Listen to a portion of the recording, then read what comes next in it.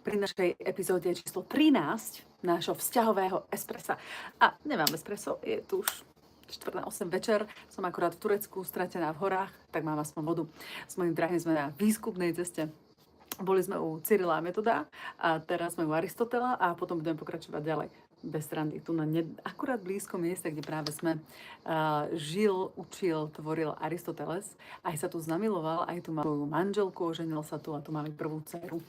Takže tak, ale poďme odliadnúť od toho, vráťme sa naspäť k nášmu vzťahovému espressu a k našim témam. Toto vysielanie, alebo tento seriál je primárne o vzťahovej inšpirácii. Nie je to hlboké vzťahové vzdelávanie, aké dostaneš v mojom mentoringu vzťah alebo v klube Ako žiť s mužmi, ale sú to nápady, návrhy, sú to skúsenosti, ktoré zdieľam, sú to zamyslenia. V každej epizóde vzťahového espressa ti dávam nádej, ti dávam inšpiráciu, ti dávam aj krátky návod, jeden krok, ktorý môžeš urobiť hneď, jeden aha moment a takisto aj nastavenie mysle, vlastne také vnútorné nastavenie, ktoré potrebujeme mať, aby sme mohli urobiť to, čo treba urobiť, aby sme boli vo vzťahu šťastné, aby sme vôbec mali vzťah, keď chceme, o tom to je. Takže najbližšie 4 plus táto, takže 5 epizód nášho vzťahového espressa bude venované ženám, ktoré sú práve teraz vo vzťahu s niekým, koho ja volám nedostupní muži. Takže ak je to pre teba, ak si práve vo vzťahu s nedostupným mužom, to znamená s mužom, ktorý je tu pre teba, dosť na to, aby si vo vzťahu s ním zostala, aby si bola ľudovo namotaná, ale nie dosť, aby si bola šťastná. A je to muž, ktorý z nejakého dôvodu sa pre teba naplno nerozhodol, možno ten dôvod poznáš, možno nie. V každom prípade je tu trochu, nie je tu úplne a ty si taká, že hej, naozaj vzťah niekedy sa tvári, že áno, potom zase nie, chvíľku tu pre mňa je, potom zase nie, a niekedy si môžem rátať a potom zase absolútne nie a ja do pekla neviem, na čom som a takto sa to opakuje možno týždne, možno mesiace a pre niekoho aj roky. Takže ak je to tvoja situácia, tak našich 5 epizód je pre teba.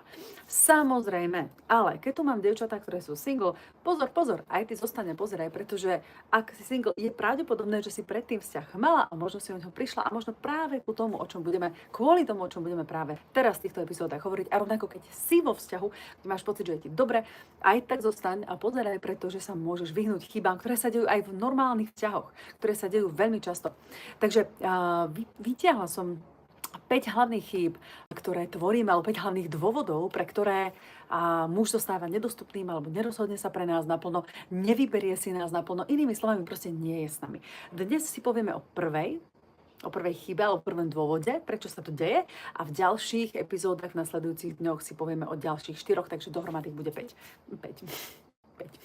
Samozrejme, keď nechceš čakať, kým prejdú všetky epizódy, tak mám pre teba jedno súhrnné video, kde nájdeš všetky dokopy, trošku rýchlejšie sú tam prebrané, ale všetky sú tam a ten sa volá Ako zariadiť, alebo to video sa volá Ako zariadiť, aby s tebou zostal. Ako zariadiť, aby zostal s tebou. Celý názov a nájdeš link na neho pod týmto videom, takže tak ako pozeráš, hneď pod týmto vysielaním nájdeš link, klikni na to, odovzdaj e-mail a hneď sa k nemu dostaneš, že ti ho hneď pošlem. To je pre tie, ktoré sú netrpezlivé, alebo tie, ktoré nájdú iba jednu časť a nedostanú sa úplne kompletne ku celému cyklu. Samozrejme, keď si členka môjho klubu Ako žiť s mužmi, tak si tam všetko nájdeš krásne zoradené aj s krásnymi poznámkami a pracovnými listami. Takže poďme na to. Ahoj Marti, ahoj. A samozrejme, kto je tu so mnou? Daj mi to komentáre, že si tu so mnou a odkiaľ. Turecko, Asos. Momentálne. To som ja. Takže, a samozrejme tvoju situáciu. A samozrejme, keď mi píšeš do komentára, ja si ich samozrejme postupne pozriem, odpovedám. Som tu pre teba. Ďalšia tvoja situácia môže byť ďalším námetom. Samozrejme. Takže, povedali sme si, kto je ten nedostupný muž a poďme si povedať, čo je ten hlavný dôvod, pre ktorý sa pre teba nerozhodol. No, to, čo poviem teraz, bude veľmi citlivá vec, pretože, neviem ako ty, ale ja som ju brala veľmi, veľmi osobne svojho času, toho, o čom budem hovoriť. A keď niekto by sa mi tak pokúsil mi to vziať, tak ja by som si to veľmi, veľmi bránila. Takže a keď tvoja prvá reakcia bude taký nejaký odpor, že nie, budem tomu totálne rozumieť, dobre? A samozrejme všetko, čo hovorím, vychádza z mojej práce s tisíckami klientiek, z viac ako 25 rokov vzťahovej praxe, samozrejme z môjho vlastného života, z práce môjho tímu a tak ďalej. Ale to neznamená, že ja poznám teba na 1000%, že viem, čo je tvoja situácia, to neznamená, že nemôžu byť nuancy, nemôžu byť odlišnosti. Dobre, takže prosím, ber to ako návrh, ber to ako uhol pohľadu, ber to ako nastavenie, nie ako danú pravdu, pretože samozrejme, aby som sa mohla pozrieť na danú pravdu, tak by sme museli byť spolu. Musela by som vedieť o mnoho viac o tebe, dobre? Ale začína tým rozmýšľať, dobre? Tak. Takže, čo je teda ten hlavný dôvod, alebo teda jeden z tých hlavných 5 dôvodov, prečo sa pre teba nerozhodne, ktorý môže byť veľmi bolestivý? Ten dôvod je, že sme sa rozhodli, že je to náš osudový muž a že to, čo máme my medzi sebou, je absolútne špeciálne. Ale pozor, rozhodli sme sa preto príliš rýchlo. Zopakujem to znova. Rozhodli sme sa my vnútorne, že to, čo máme medzi sebou, je špeciálne. To je extra, je to osudový muž, je to ten môj, bez ktorého neviem byť, ale rozhodli sme sa príliš rýchlo. Čo tým myslím? A veľmi často sa toto deje. Mne sa to dialo, možno tebe, Marti, alebo Alenke, alebo ďalším dievčatám, ktoré tu teraz vidím, sa to dialo. Proste stretli niekoho, možno po dlhej dobe, možno po krátke, to je jedno, ale proste stretli muža a mali pocit, že vieš, takéto, že zrazu mali pocit, že tu sa môžu uvoľniť s ním, že pri ňom sa vlastne cítia tak ženský, tak samé sebou, že je taký pozorný, že sa s ním dá krásne rozprávať, že je to vlastne prirodzené, že je to vlastne všetko také pekné a veľmi rýchlo nadobudnú pocit, že to, čo sa deje, je nesmierne špeciálne. A keď aj ten muž im začne kontrolovať, keď sa začne podporovať, keď začne aj on vlastne hovoriť, že wow, áno, že toto, čo je tu, je špeciálne, toto som ešte nezažil so žiadnou ženou, ty si moja záchrankyňa, toto je tak výnimočné, wow, nechápem, toto by som mohol navždy. A podobné slova, podobné frázy, čo hovorím, že klame, iba hovorím, že toto sa deje, tak tým to v nás začne znova umocňovať ešte viac to, čo my same prežívame a začne získavať ten pocit, že toto je naozaj ono, toto je špeciálne. A úplne dovolíme našim emóciám, tomu srdcu, ako to voláme, aby úplne vzplanulo, aby naše zábrany padli, aby ten zoznam, čo máme, aký má byť, tak vlastne ani ho nemusíme naplniť poriadne, pretože sme pri takomto mužovi, s ktorým nám je krásne. Poznáš to? Dvihni ruku, povedia, alebo napíš mi do komentára, ak poznáš túto situáciu, alebo ak vieš, o čom hovorím, ak aj ty si niekedy mala pocit, že to je osudové, to je špeciálne, to je niečo, to je že wow. No a to je ten dôvod, alebo jeden z dôvodov, pre ktorý sa pre teba nerozhodne. Pretože ak si sa takto rozhodla, tak vysoko pravdepodobne si sa takto rozhodla ty, alebo ja, kedysi v minulosti, príliš rýchlo. Bez toho, aby ten muž naozaj musel naplniť to, čo treba, aby sme to fakt mohli nazvať osudovým.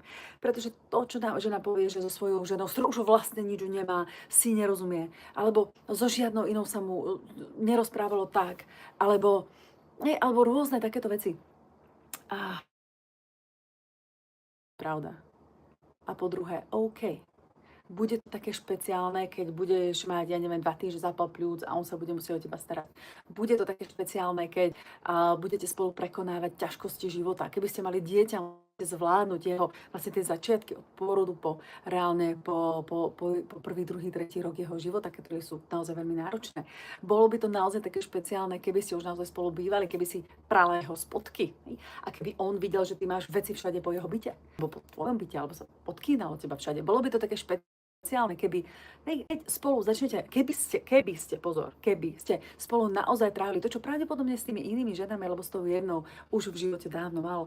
A jasné, že mu to po 20 rokoch už neprišlo také špeciálne, lebo mali spolu zážitky, ktoré sú normálne v realite. A to je tá hlavná otázka, ktorú si treba položiť.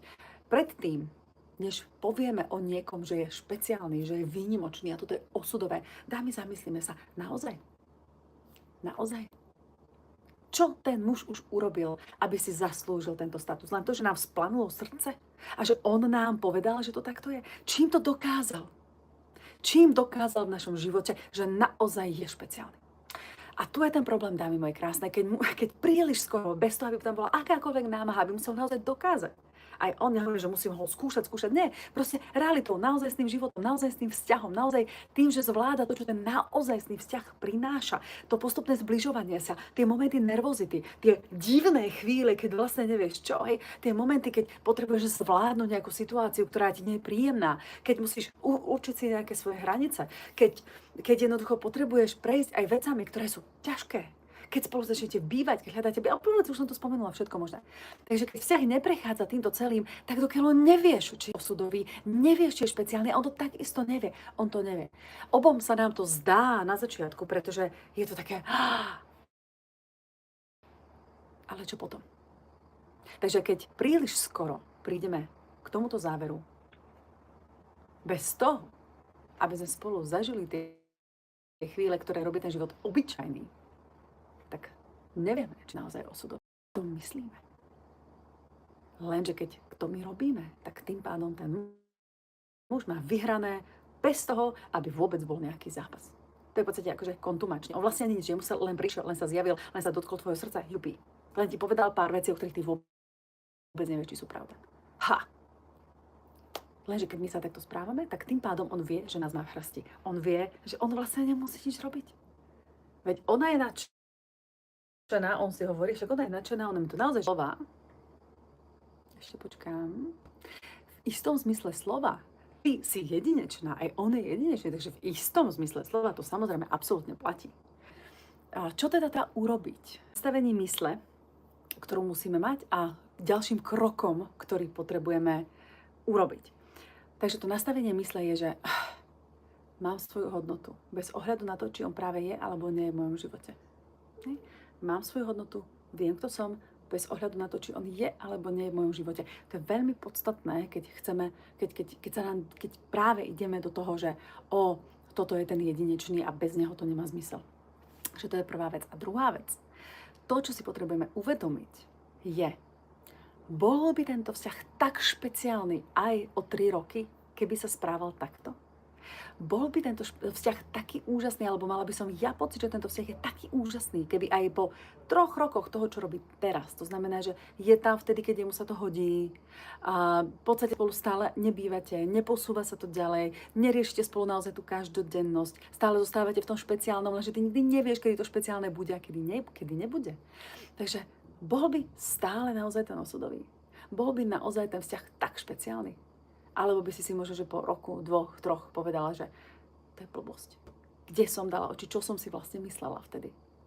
Nemal by byť osudovým práve taký muž, ktorý tam pre nás je?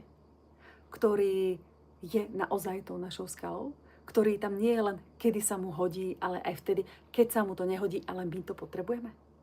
A to je to základné, a tento základný odkaz, ktorý som ti chcela dať v dnešnom vysielaní, aj keď teda trošku sa nám tá Wi-Fi malinko, ako to povedať, rozbila, ale to nevadí, my to spojíme potom do jedného vysielania, poprosím môj tým, aby to potom urobil, aby to bolo iba jedno vysielanie. Ale keď to teda zhrniem, to, čo sme si dnes povedali, hovorili sme, alebo hovorím k ženám primárne, ktoré sú vzťahov s mužom, ktorého voláme nedostupný. To znamená taký, ktorý tu je pre teba, keď sa mu to hodí a dáva ti dosť na to, aby si vo vzťahu zostala, ale nie dosť na to, aby si bola naozaj šťastná, spokojná a aby sa ten vzťah hýbal vpred.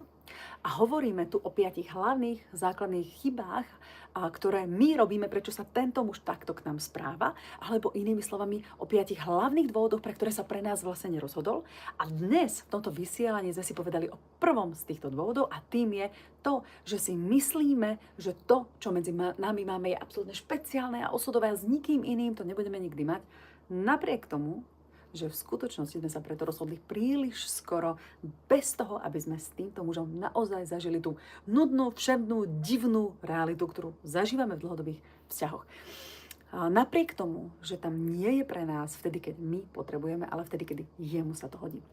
A rovnako sme si povedali, čo máme urobiť. Takže nastavenie našej mysle, ktoré o tom, mám svoju hodnotu, viem, kto som, bez ohľadu na to, či tu je alebo nie je. Môj život pokračuje bez ohľadu na to, či tu je alebo nie je. A uvedomenie, bola by som spokojná a myslela by som si, že je toto osudový muž aj o 3 roky, keby sa správal rovnako. Keby som o 3 roky stále nevedela, na čom som. Keby som o 3 roky stále iba čakala, či sa ozve, neozve, či tu bude, či tu nebude. Stále by som si myslela, že naozaj to osudový. Je to naozaj život, ktorý chcem žiť. Je to naozaj vzťah, ktorý chcem žiť.